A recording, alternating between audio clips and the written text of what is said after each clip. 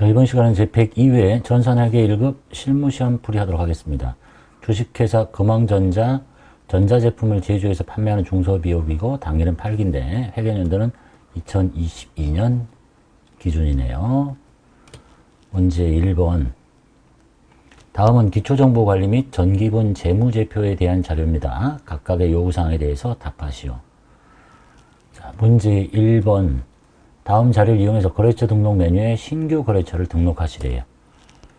거래처 등록 가서 거래처 코드 번호 7171 이름은 천상사 유형은 매출서라고 되어 있네요. 매출 사업자 등록번호 690 그 다음에 대표자 이름 이부천 업태 도매 전자제품 주소는 우편번호 빼고 인천광역시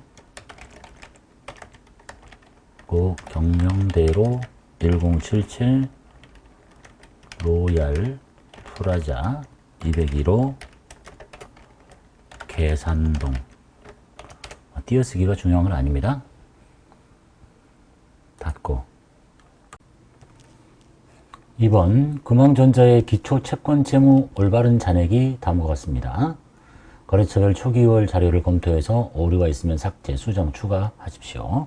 거래처별 초기월 메뉴에서 작업해야 될 내용이겠죠.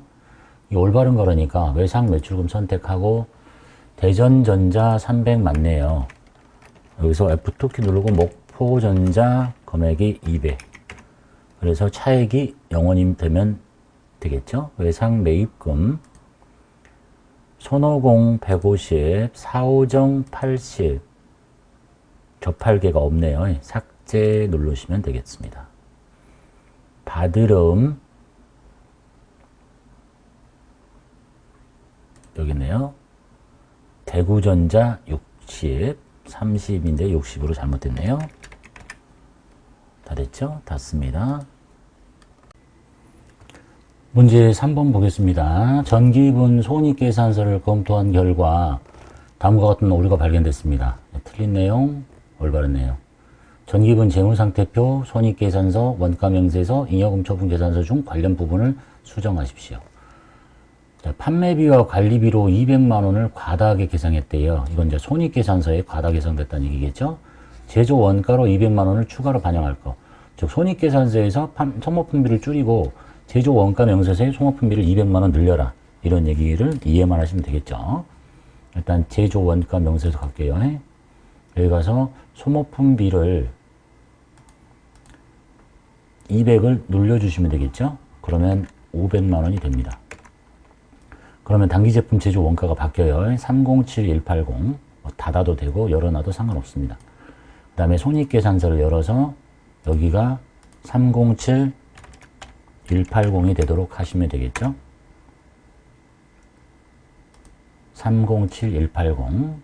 그 다음에 손익계산서의 판매비와 관리비, 소모품비를 여기를 200을 줄이래죠. 800으로.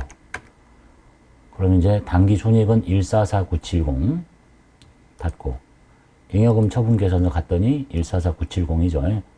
왜냐면 손익계산서 걸 빼고 제조 원가 명세서 걸 늘려갖고 했기 때문에 결과는 똑같아요. 뭐 불러오기 해도 바뀌지 않겠죠. 그 다음에 요거 봐야 되겠죠. 재무상태표에 가서 저 숫자를 봅니다. 158387 봤더니 375번 158387이죠. 수정할 거 없습니다. 닫습니다.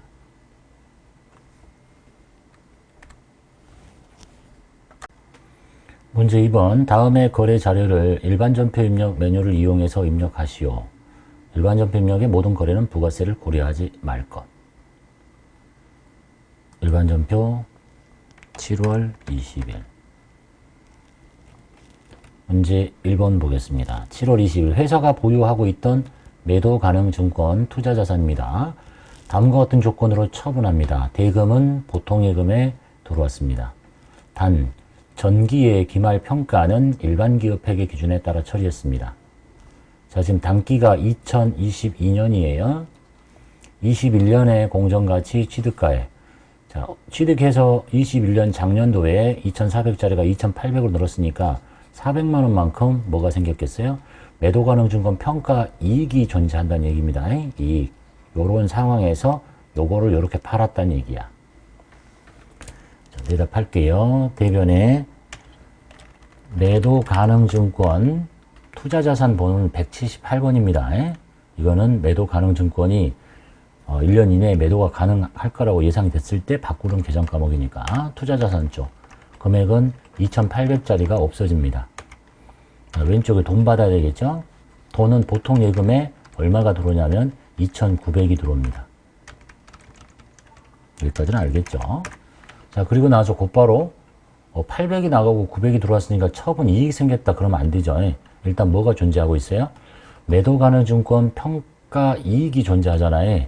매도 가능 평가 이익은 대변이에요. 수익 항목, 수익은 아니지만 기타 포괄손익 누계이익이죠. 대변이야. 그 차변에 저걸 정리해야 돼. 매도 가능 증권 평가 이익이 얼마 있느냐. 처분 시점에 정리해야 되니까 400. 그리고 나서 이제 차이를 봐야 돼요. 그러니까 요것과 요것만 보면 100이 이익 본 거지만 평가 이익 잡은 것까지 같이 해서 500만 원만큼 처분 이익이 생긴다 이런 얘기입니다. 차변이 크죠. 대변에 매도 가능 증권 처분 이익이라고 처리해야 된다. 자, 그래서 작년도에 요거를 400만 원을 매도 가능 증권 평가 이익이라고 했던 기타 포괄 손익으로 처리했던 금액은 처분 시점에 정리를 해줘야 된다는 얘기예요. 정리. 그 얘기가 매도 가능 증권 평가 이익이 잡혀 있었던 거 없애고 그리고 나머지가 더 벌어져서 이익이 이제 완전히 처분할 때 이익이 500만 원 잡히게 된다. 이런 얘기가 되겠네요. 이번 9월 26일 창고에 보관 중인 원재료를 공장에서 사용 중인 기계장치를 수리하기 위해서 써버립니다. 자기 제품을 자기의 기계장치를 수리하는 데 썼네요. 대변에 원재료를 뺍니다. 원재료 원가 빼고 차변에 기계를 수리하는 데 썼으니까 특별한 말이 없으면 수선비 처리하시면 되겠죠. 500번대 수선비. 그리고 원재료가 제조 과정 이외에 다른 용도로 쓰였기 때문에 적요 8번을 걸어서 타개정 대책으로 걸어줘야 됩니다. 3번 11월 4일 세금 계산서를 발급할 수 없는 간이 과세자인 일백 토스트에서 공장 생산직 직원의 간식용 토스트를 주문합니다. 복리 후생비란 얘기죠. 대금은 현금 줬고 아래와 같은 영수증 받았습니다. 금액이 2만원짜리에 복리 후생비 500번대 사용하라는 얘기네요. 차변에 500번대의 복리 후생비 2만원, 대변에 현금 또는 출금전표 사용하셔도 되겠네요. 4번 11월 5일 전기에 대손이 확정돼서 대손 충당금과 상계 처리했던 대전전자의 외상 매출금이 회수돼서 보통예금에 들어옵니다. 돈 들어오면 차변에 보통예금 집어넣고 금액은 50만원. 전기에 대손 처리한 게 돌아오면 다시 대손 충당금을 늘려주면 되죠. 외상 매출금의 충당금이니까 바로 아랫번에 충당금을 늘려주시면 되겠습니다. 5번 11월 8일 기계장치 구입으로 인해서 부가가치세 2기 예정신고 기간에 발생한 부가가치세 환급금 벌써 많이 내서 돌려받는다는 얘기죠. 환급금이니까 이것이 보통예금 계좌로 입금이 됩니다. 그러면 이제 2기 예정신고 기간에 이 회계처리를 뭘로 했을 것이냐 봤더니 예정신고 기간에 부가세 환급금을 미수금으로 처리했대요. 돌려받을 수 있는 거니까. 그래서 날짜는 11월 8일 차변에 보통예금 통장에 금액이 10300 플러스가 들어오고 미수금이라고 잡아놨던 것을 없앱니다. 그리고 이 미수금의 거래처를 걸어야 될까 말아야 될까를 뭐 지문이 아무것도 없죠. 안 거면 되지. 근데 이제 실제 시험에 가보면 2기 예정이니까 7, 8, 9겠죠. 9월 달쯤에 한번 가보면 이런 회계 처리가 존재하네요. 부가세 예수금 대금금 상기하고 이렇게. 그리고 거래처 없잖아. 그리고 여기 지문에서도 뭐 거래처라는 게 특별히 없으니까 입력 안 하시면 되겠다라는 얘기입니다. 6번 11월 30일 해외 거래처인 에이스의 수출 11월 1일 날 선적을 했네요. 제품에 대한 외상 매출금 2,000달러를 회수합니다. 외화로 회수한 외상 매출금은 즉시 원화로 환전해서 보통 예금 계좌로 들어오네요. 자, 외상 매출금이 11월 1일 날 요 환율에 곱해서 외상 매출금이 잡혀 있겠죠? 곱하기 2,000달러가. 그러면 외상 매출금은 220만 원이라는 걸 알 수 있습니다. 그리고 오늘 환전해서 돈이 들어오는데 오늘 환율은 1150원이니까 여기다가 2,000달러를 곱하면 2000 곱하기 1150은 이게 230만 원이 돈이 좀 더 들어오네요. 그러면 그 차이가 외환 차익이 된다라는 얘기입니다. 대변의 외상 매출금 거래처 걸어서 빼고 금액은 220만 원 잡혀 있던 거 없앤 다음에 돈이 보통 예금 통장으로 230만 원이 들어옵니다. 그 벌어진 차이가 외환 차익이 되겠죠. 문제 3번. 다음 거래 자료를 메인 매출 전표 입력 메뉴를 이용해서 입력하십시오. 라고 되어 있네요. 10월 16일.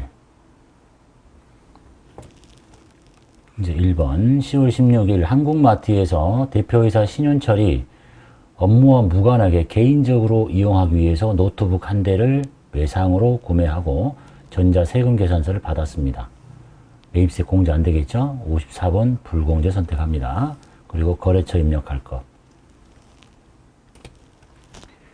유형 54번 노트북 수량 한 대 250만 원. 어디서 사왔냐면 한국마트에서 사왔습니다. 전자 세금 계산서 찍고 불공제 사유는 사업과 직접 관련 없는 지출 맞네요. 그 다음에 분계 혼합 눌러서 이게 회사에서 쓸 물건이면 비품 그리고 대변에 상거래 아니니까 미지급금 하시면 되겠는데 이거 누가 쓰는 거예요? 대표이사가 개인적으로 가져가는 거죠. 그래서 이때 쓰는 이름이 가지급금입니다. 그리고 이 가지급금에 거래처를 걸라는 얘기예요. 신윤철 이렇게. 자, 내용은 이제 이래요. 자, 이 가지급금이라는 거 원래 회계상 가지급금은 현금 등의 지출은 있었으나 계정과목과 금액을 알 수 없을 때 일시적으로 쓰는 건데 여기서 말하는 이 가지급금이 이제 법인세법에 대한 얘기입니다. 우리 회계 2급, 1급에서 법인세법에 대한 얘기를 이렇게 직접적으로 하는 것은 좀 합당치 않은데 정전에 이렇게 출제된 문제는 가지급금으로 처리할 것 이렇게 표현을 했어요. 한 것도 있고 안 한 것도 있고 그래. 출제될 때. 그래서 왜 이걸 가지급금이라고 해야 되느냐. 법인세법에서 이거 지금 회사 돈을 자기 개인적인 용도로 쓴 거잖아요. 돈 가져간 거하고 똑같은 거야. 돈 가져가서 지 물건 샀어. 그래서 이런 경우에는 대표이사가 회사로부터 업무와 무관하게 돈을 빌려간 것이 돼요. 그러니까 회사로 보면 회사가 대여금이 생긴 거야. 그래서 그 이자를 받아내야 돼. 그걸 보고 가지급금 인정이자라고 하거든요. 그런 서식이 있어. 법인조정 서식 중에. 그래서 그 가지급금 인정이자 조정 명세서를 자동으로 작성하기 위해서 계정 과목을 가지급금이라고 써야 되고 그때는 이제 실무상 적용도 걸어야 되는데 그건 필요 없고 그런 것 때문에 이걸 가지급금이라고 하는구나 라고 봐두시면 되겠습니다. 여러분의 급수를 좀 넘치는 건데 출제가 됐기 때문에 어쩔 수 없죠. 2번 10월 21일 주식회사 송송유통에 제품을 판매하고 다음과 같이 전자세금 계산서를 발급했습니다. 그럼 유형은 11번 과세겠죠. 그 다음에 나머지는 결제수단이고 11번 품목은 전자제품 수량 단가 없고 4천만 원의 부가세 별도 거래처는 송송 전자 찍고 결제수단이 복잡하네요. 제품 판 거 맞죠? 차변에 돈 받습니다. 받으러 음이라는 얘기겠죠? 금액이 1,000만 원. 나머지는 외상 미수금, 외상 매출금이라는 얘기가 되겠네요. 자, 근데 판매 대금 중 1,000만 원은 지주상사가 발행한 업무로 받습니다. 받으러 음이라 한데 여기가 송송이 아니라 지주상사라는 얘기네요. 지주상사로 거래처를 바꿔줍니다. 그리고 나머지는 다음 달 말에 받기로 했으니까 외상 매출금이 되겠죠. 3번 11월 2일 주식회사 ES텍으로부터 공장 시설 보호를 목적으로 CCTV 설치를 완료하고 전자세금 계산서를 발급받았습니다. 매입세 공제되겠죠? 51번 사용하시면 되겠네요. 결제수단 보니까 330 부가세 포함 대금 총액이 300에 30이네요. 현금으로 30 줬고 나머지는 10회에 걸쳐서 매달 균등하게 지급하기로 했다. 개정 과목은 시설 장치를 써라. 상거래 아니니까 미지급금액은 얘기고, 유형은 51번 CCTV 수량 단가 없고 대금이 300에 부가세 포함됐다고 했죠. 그 다음에 ES텍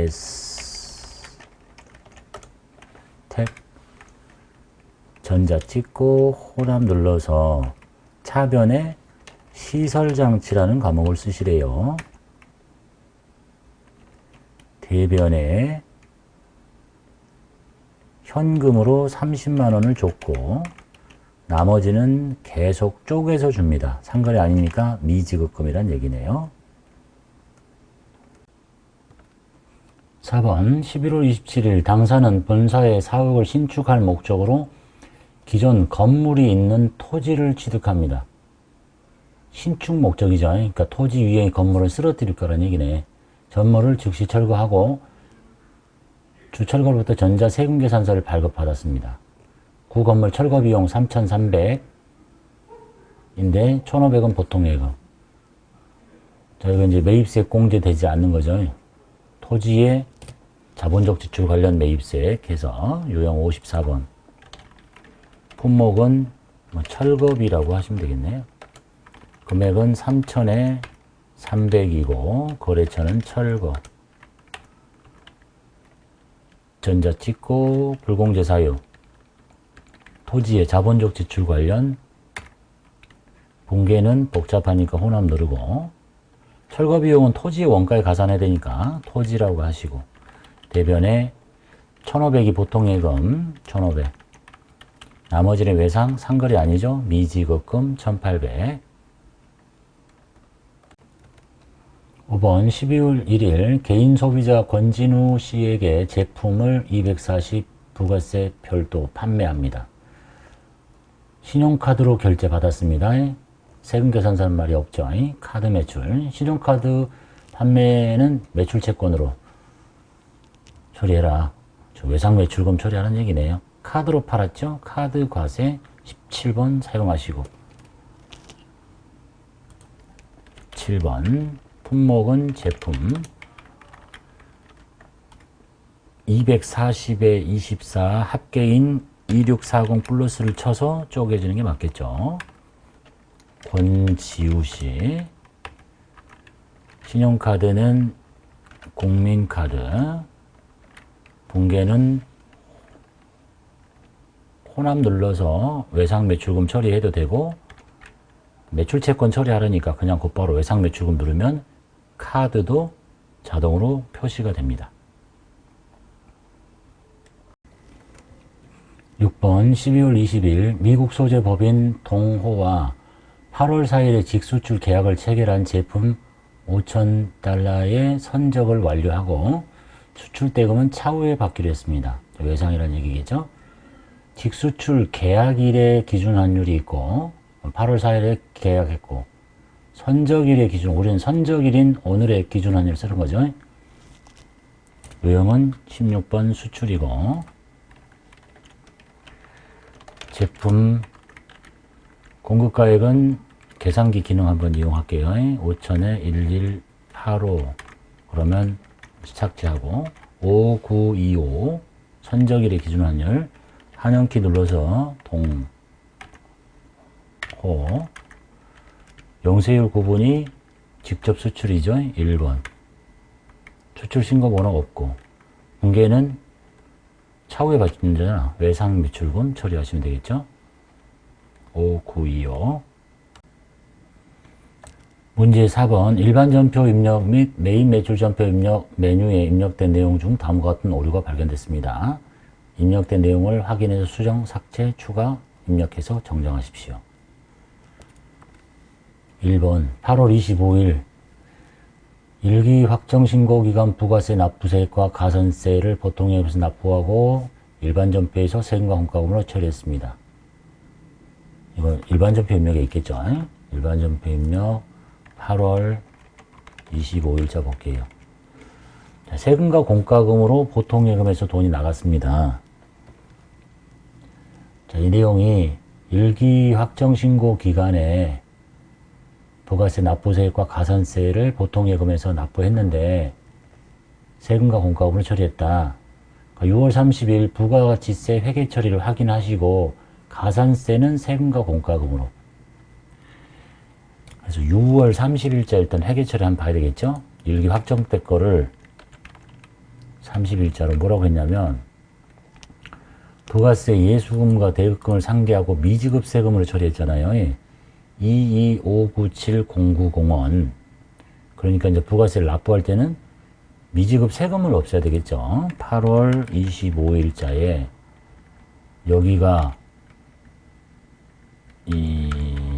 나중에 전표 붙일게요. 미지급 세금으로 얼마였었냐면 225970901. 그리고 가산세가 여기가 162750원이라는 얘기죠. 그거는 세금과 공과로. 그래서 전표 번호를 붙여볼게요. 번호 수정 눌러서 이걸 1번으로 붙여서 대차가 딱 떨어지면 맞는 거겠죠. 실제 시험이라면 아까 저기 가서 6월 30일자에 이 숫자를 이제 적어 놓겠죠. 2259709, 2259790, 8월 25일, 2259790, 그리고 나머지 세금과 공과 162750 해서 이렇게 바꿔놔라. 이런 얘기가 되겠습니다. 2번 10월 17일 주식회사 이플러스로부터 구매한 스피커 대금 220, 보통예금 계좌에서 이체하고 일반 전표에서 상품으로 회계 처리했습니다. 자, 내용 볼게요. 일반 전표 입력에 10월 17일자 상품 보통예금 이렇게 처리했네요.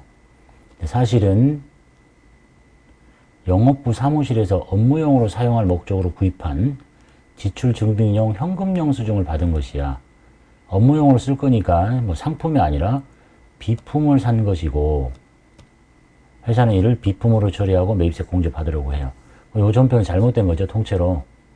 금액은 220이고 그래서 매입 매출 전표에 현금영수증으로 구입한 거니까 이걸 지우기 먼저 전에 일단 날짜를 10월 17일자에 현금영수증 과세 61번으로 피커 금액이 220이죠. 220을 쳐서 번호가 잘못됐다. 현금영수증 과세 61번 쳐야 되겠죠. 여기가 쳐서 200에 20이 되도록. 거래처는 E+에서 샀고요. E+ 분계는 혼합 눌러서 사들여 오는 거는 비품일 거고 대변에 현금 영수증 발급받았고 대금은 아까 여기 일반 전표 보니까 보통예금에서 나갔죠. 회계 처리는 보통예금으로 해야 되겠지. 보통예금 이렇게 해주시면 되겠네요. 그리고 나서 이 전표는 이제 체크해서 삭제를 해주시면 되겠습니다. 삭제한 데이터 뭐 비우기 이것까지 할 필요 없이 그냥 삭제까지만 하시면 되겠네요. 문제 5번 결산 정리사항은 다음과 같습니다. 해당 메뉴에 입력하십시오. 1번은 수동분계, 2번도 수동분계, 3번도 다 수동분계네요. 일반 전표 입력 12월 31일자. 1번 외상매입금 계정에는 중국에 소재한 거래처 상하이에 대한 외상매입금 220만원인데 2,000달러가 포함됐습니다.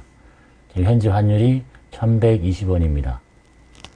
그러면 2,000달러를 현재 환율인 1,120원에 곱하면 이게 224만원이 됩니다. 220에 잡혀있던 외상매입금 부채가 224가 됐으니까 4만원만큼 부채를 늘려줘야 되겠죠? 부채를 늘릴게요. 대변에 외상 매입금 상하이 금액은 4만원.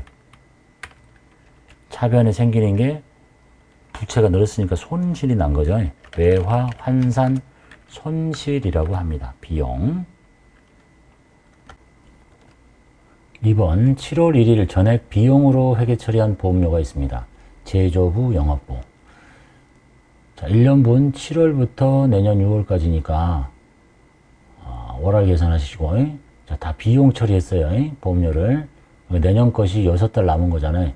그럼 여기 중에서 240만 원을 곱하기 12분의 6, 딱 절반이죠. 그럼 120만 원 취소. 요거 절반 75만 원 취소. 비용 다.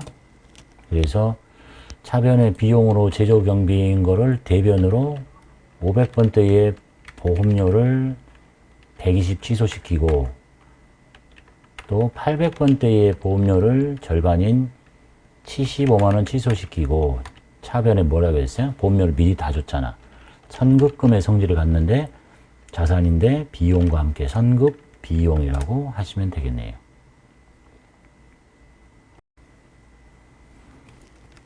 (3번) 9월 15일 가수금으로 처리한 255만원에 대한 원인을 조사한 결과 253은 인천의 외상매출금 회수, 나머지는 그 차이를 알 수 없다. 영업의 수익 처리해라. 이제 있네요. 자, 가수금은 돈 받았는데 내용을 모르는 거니까 대변에 있겠죠. 차변으로 가수금을 뺍니다. 금액 255만원. 원인이 뭐로 밝혀졌냐면 외상매출금 회수한 걸로 돼 있죠. 인천 외상매출금 빼주시고 253만원. 그리고 원인을 알 수 없어. 잡이익이라고 하시면 되겠네요. 문제 6번. 다음 사항을 조회해서 답안을 이론 문제 답안 작성 메뉴에 입력하십시오. 우리는 여기다 답을 적기로 합시다. 1번 1분기 제품 매출이 가장 많은 달과 가장 적은 달. 계정 과목 하나에 달별로 크고 작음을 물어보면 총계정 원장의 월별이 가장 편합니다. 월별 1엔터 3엔터. 알고 싶은 것은 제품 매출이죠. 가장 많은 달과 작은 달의 차이를 물어봤으니까 여기에서 요거를 뺀 게 답이 되겠네요. 그 다음에 2번 부가가치세 1기 예정신고 기간 중 신용카드로 매입한 사업용 고정자산 공급가액. 부가세 신고서 한번 열어볼게요. 1엔터 3엔터. 신용카드로 사온, 여기 있죠. 신용카드로 사온 고정자산 매입은 여기 들어 있습니다. 공급가액은 350만원. 닫고. 3번 6월 중 한일상회에 회수한, 한일상회에서 회수한 외상매출금. 거래처 이름 나오면 무조건 거래처 원장 가시면 됩니다. 거래처 원장. 6월 중이죠. 6엔터 6엔터. 계정 과목은 외상매출금. 거래처는 F2키 누르고 한일 167. 회수한 거죠. 회수한 것은 외상매출금이 이쪽이 발생, 이쪽이 대변이 회수죠. 그러니까 대변에 있는 1000만원. 잔액을 보셔도 되고 여기가 답이다. 되셨죠? 자, 실제 자격시험을 볼 때의 화면은 이렇게 되어 있습니다. 내용물 다 똑같고. 그래서 여기가 이런 문제 답안 작성이라는 버튼이 있어요. 여기서 말하는 게. 그래서 객관식 문제 이렇게 다 체크하고 문제 1번의 답이 61858 180 계산해가지고 적어놓은 거, 여기다 적어놓은 거 그대로 옮겨 적으시면 되겠죠. 61858 180. 그 다음에 두 번째가 350만원이었고, 세 번째가 1000만원. 이렇게 하시고, 닫고, 답안 저장을 눌러서 USB를 제출하고 나가는 게 이제 실제 시험이라고 보시면 되겠습니다.